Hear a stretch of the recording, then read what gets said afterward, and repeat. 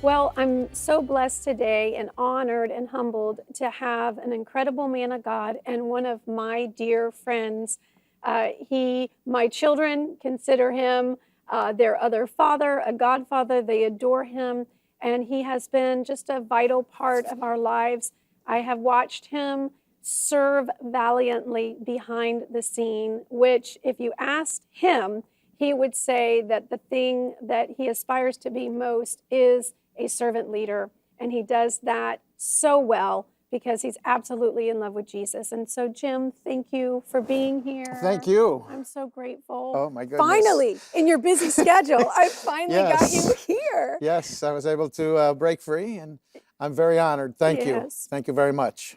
We know we've done a lot of ministry together. Yes. But one of the things you're skilled in, and one of the things that God has just given you this keen sense and passion to do, is to look out for others, to secure, to create an environment and an atmosphere for people, like in a stadium, and you're the head of you're the head of a security company, and so you secure Raymond James, you've secured the amphitheater, you secure the convention center downtown, you secure the Devil Rays games, and you run huge teams.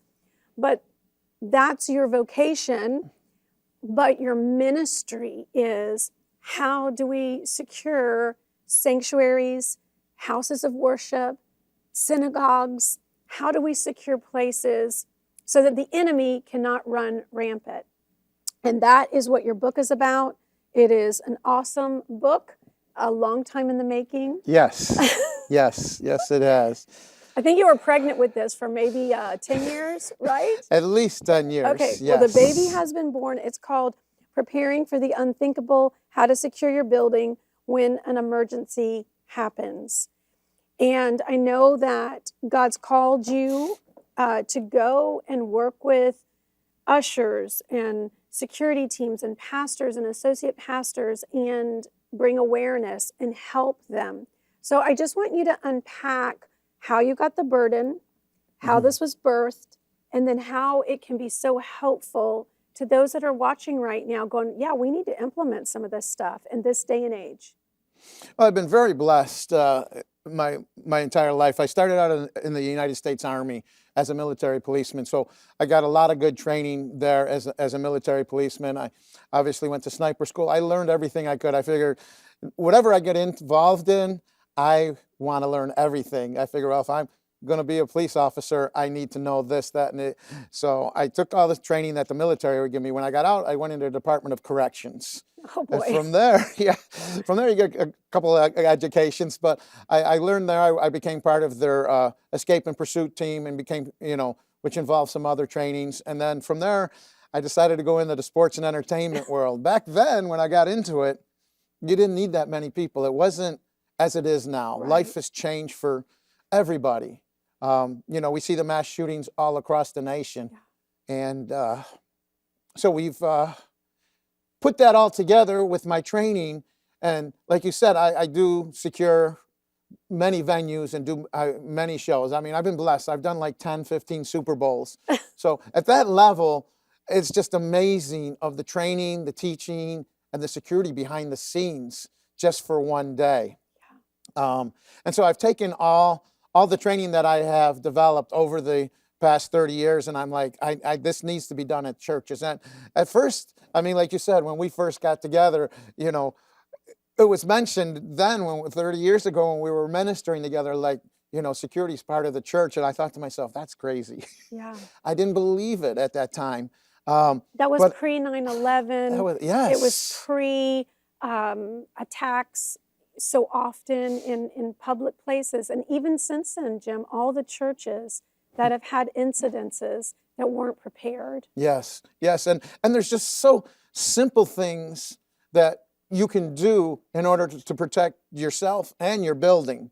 Very, very, very simple things that you can do. I mean, the first thing when I go and teach somebody is, the first thing is the perimeter. Yeah. The outside.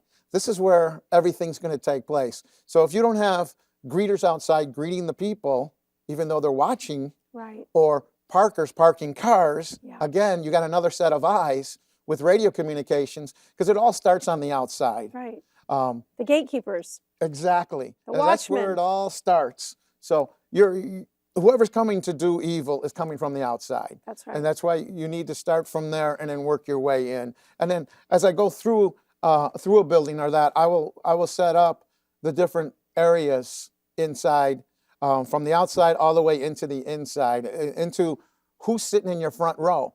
As a pastor, I mean, you're preaching, and if someone's sitting in the front row and you don't know who they are, you're vulnerable. That's right. So there's things that I teach that, make sure whoever's in your front row, Yeah. there's nothing wrong with putting the people your staff or whoever, in that front row. That gives whoever's trying to do some kind of evil, he's got to come from the second or third row. It gives you a chance to react, and your security detail to react as well. So you've got some time to react. And of course, pastors are very vulnerable when they're praying for people. That's right. That is the other most vulnerable time. And I go through some scenarios on how to catch and how to stand when you're praying for somebody. You're still ministering, and you're still letting the pastor do what they're supposed to do, and you're not being intrusive, but you're in my mind, and then in the teaching that I teach, people know. They like, okay, they know what you're doing and what you're looking for. And radio communication, even in a building, is very important. It is. Because if something is going on outside, you can communicate that inside. And we're in Florida. If a guy comes to your church and he's wearing a trench coat, that should be a little red flag. I don't know. Maybe for me, maybe I don't know. But it's Or a backpack. Backpacks, yes. There's a lot of things that Or red flags. are red flags that we take for granted. Pay attention. And that's the you have to develop a team, Right. and then train that team up, and you've got to flow, and you've got to trust, and of course the pastors have got to trust as well. But when I come in, those are the things that are important.